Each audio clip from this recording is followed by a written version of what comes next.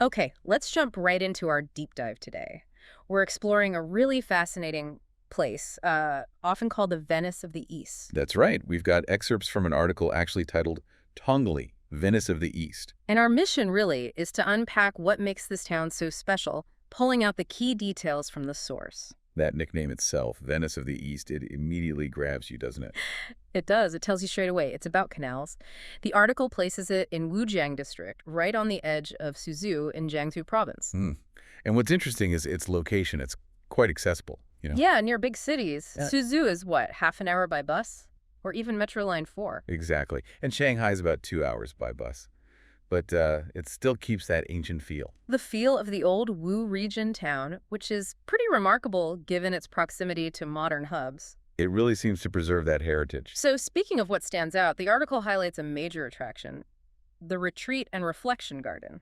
Ah, yes, this isn't just any garden. The piece gives us some history.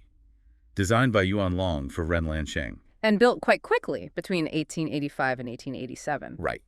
But the key thing, the really significant part, is the UNESCO World Heritage status it got in 2001.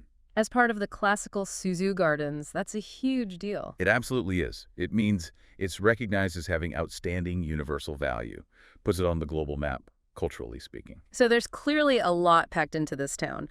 Beyond just the gardens, the article touches on its cultural and spiritual side, too. It does. It notes Tong-Li is actually an island sitting on a lake. An island town, okay. And it's home to, well, a blend of traditions. Buddhism, Taoism, and Confucianism coexisting. That mix itself says something about the local culture. Definitely. And there's a specific tradition mentioned during the Spring Festival. People strike a bell. To offer prayers, right? A specific local practice. Exactly. It connects the spiritual life to the calendar. Now, there's another detail which sounds intriguing, the Pearl Tower. But it's not quite what it sounds like. Correct. You hear tower and think architecture, but no. The article clarifies it's a model made of pearls. A model. And, perhaps more importantly, it's the name of a very famous local drama. There's a whole story behind it. Oh, tell us about that. The article mentions a drama. Yeah, a classic tale. It's about a young man, Fangkin. His father gets banished. Right. He goes to his aunt for help, desperate, but she refuses him. It's quite dramatic. Mm-hmm. But his cousin, kinder it seems, secretly gives him this Pearl Tower model. The namesake object. Precisely. Yeah. And the story culminates with Fangkin overcoming his struggles and becoming the Zhuangguan. The top scholar in the imperial exams. Wow. So that Pearl Tower connects the physical place, even if it's just a model, to this beloved local legend and drama. It really weaves narrative into the town's identity. That really does bring it alive beyond just canals and old buildings. And speaking of navigating those canals, bridges must be important. Absolutely central. The article mentions another distinctive feature is, well, the sheer number and the meaning of its bridges. How many are there? 55 in total, according to the source, but 3 get a special mention.